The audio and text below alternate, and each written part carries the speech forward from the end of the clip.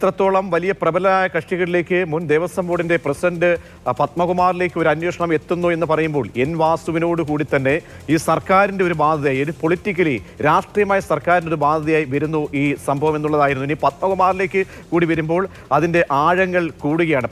പത്മകുമാറിനെ സംബന്ധിച്ചിടത്തോളം അദ്ദേഹത്തിന്റെ പ്രൊഫൈൽ പരിശോധിച്ച് നോക്കിയാൽ 45 കൊല്ലം ഈ പാർട്ടിക്ക് വേണ്ടി പാർട്ടി മെമ്പറായിരുന്നു, ആ പാർട്ടിയുടെ ജനപ്രതിനിധിയായിരുന്നു, ആ പാർട്ടിയുടെ ജില്ലാ സെക്രട്ടേറിയറ്റ് അംഗമായിരുന്നു, പ്രധാനപ്പെട്ട യുവജന സംഘടനയടക്കം വിദ്യാർത്ഥി സംഘടനയടക്കം പ്രവർത്തിച്ച് പാരമ്പര്യമുള്ള ഒരു വ്യക്തിയാണ് ഇപ്പോൾ അന്വേഷണ സംഘത്തിലേക്ക് എത്തുന്നത്, അന്വേഷണ സംഘത്തിന് മുന്നിലേക്ക് എത്തുന്നത്. അപ്പോൾ പാർട്ടിയെ സംബന്ധിച്ചോളം എത്രത്തോളം ഈ ഒരു അറസ്റ്റിലേക്ക് പോയി കഴിഞ്ഞാൽ പ്രതിരോധത്തിലാകുന്ന ഒരു ഘട്ടമാണ് അനന്തൻ.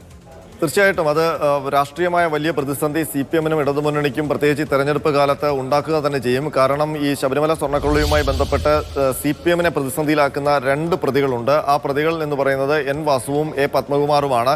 എൻ വാസു അറസ്റ്റിലായപ്പോൾ തന്നെ CPM-ന് അതൊരു വലിയ തലവേദനയായി മാറി. കാരണം രാഷ്ട്രീയമായ തീരുമാനത്തിൻ്റെ അടിസ്ഥാനത്തിലാണ് വാസുവിനെ അടക്കം ശബരിമല പ്രത്യേകിച്ച് ദേവസ്വം ബോർഡിൻ്റെ പ്രധാനപ്പെട്ട സ്ഥാനങ്ങളിൽ ചുമതലയിൽ അദ്ദേഹത്തെ കൊണ്ടുവന്നത്. പ്രധാനമായും കമ്മീഷണർ സ്ഥാനത്തേക്ക് കൊണ്ടുവരുമ്പോൾ അത് ഹൈക്കോടതിയുടെ നിർദ്ദേശം ലംഘിച്ചുകൊണ്ടായിരുന്നു വാസുവിൻ്റെ നിയമനം. അതുകൂടാതെ പിന്നീട് ദേവസ്വം ബോർഡ് പ്രസിഡന്റായിട്ട് കൊണ്ടുവരുമ്പോഴും അത് രാഷ്ട്രീയമായ തീരുമാനമായിരുന്നു. പത്മകുമാർ ദേവസ്വം ബോർഡ് പ്രസിഡന്റ് ആകുമ്പോൾ അത് രാഷ്ട്രീയമായ തീരുമാനമാണ്. മാത്രമല്ല CPM-ലെ പ്രധാനപ്പെട്ട നേതൃസ്ഥാനത്തിരുന്ന വ്യക്തി കൂടിയാണ് പത്മകുമാർ. അങ്ങനെ വരുമ്പോൾ അതിൽ രാഷ്ട്രീയ നേതൃത്വത്തിൻ്റെ അറിവ് ഉണ്ടോ ഈ സ്വർണ്ണക്കൊള്ളയുമായി ബന്ധപ്പെട്ട് എന്നുള്ള കാര്യം സംശയം ഉയരുക സ്വാഭാവികമാണ്. അതിപ്പോൾ തന്നെ വാസുവിൻ്റെ അറസ്റ്റും വാസുവിൻ്റെ പങ്കാളിത്തവും വ്യക്തമായപ്പോൾ തന്നെ അതുമായി ബന്ധപ്പെട്ട ആരോപണങ്ങൾ ഉയർന്നിരുന്നതാണ്. രാഷ്ട്രീയമായി പ്രതിപക്ഷം അത് ഉപയോഗിക്കുന്നുണ്ട്. ഇപ്പോൾ അല്പസമയം മുമ്പ് എൻ വാസുവിനെ കൊല്ലം വിജിലൻസ് കോടതിയിൽ ഹാജരാക്കി SIT-യുടെ കസ്റ്റഡിയിൽ വിട്ടപ്പോൾ അദ്ദേഹത്തെ പുറത്തേക്ക് കൊണ്ടുവന്നപ്പോൾ വലിയ പ്രതിഷേധമാണ് കോടതി വളപ്പിൽ BJP-യുടെ ഭാഗത്തു നിന്നും കോൺഗ്രസിൻ്റെ ഭാഗത്തു നിന്നും ഉയർന്നത്. അപ്പോൾ പത്മകുമാർ SIT-യുടെ വലയിലേക്ക് വരുമ്പോൾ ഒരു പക്ഷേ പത്മകുമാർ ഇപ്പോൾ ചോദ്യം ചെയ്യലിന് ഹാജരാകുമ്പോൾ അല്ലെങ്കിൽ SIT ചോദ്യം ചെയ്യൽ നടപടികൾ നടത്തിക്കൊണ്ടിരിക്കുമ്പോൾ അത് അറസ്റ്റിലേക്കാണ് എന്നുള്ളത് ഉറപ്പാണ്.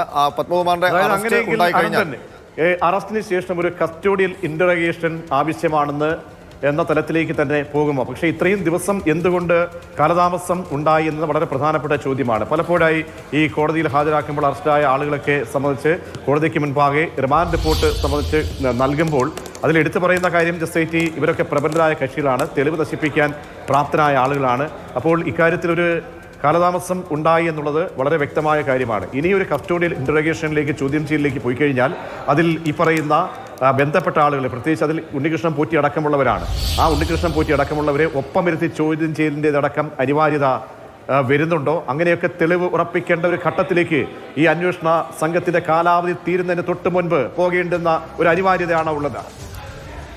തീർച്ചയായിട്ടും ഇതിനകത്തെ കാലതാമസം എന്ന് പറയുന്നത് SIT ഉദ്യോഗസ്ഥർ നമ്മളോട് അനൗദ്യോഗികമായി സംസാരിക്കുമ്പോൾ വ്യക്തമാക്കുന്നത് ഈ കാലതാമസം ഒരു വിഷയമല്ല അറസ്റ്റ് പോലുള്ള നടപടികൾക്ക്. കാരണം 2019 മുതൽ നടന്ന സംഭവവികാസങ്ങളാണ്. അതുമായി ബന്ധപ്പെട്ട് തെളിവ് ശേഖരിക്കുക എന്ന് പറയുന്നത് അതീവ ഭഗീരഥ പ്രയത്നമാണ്.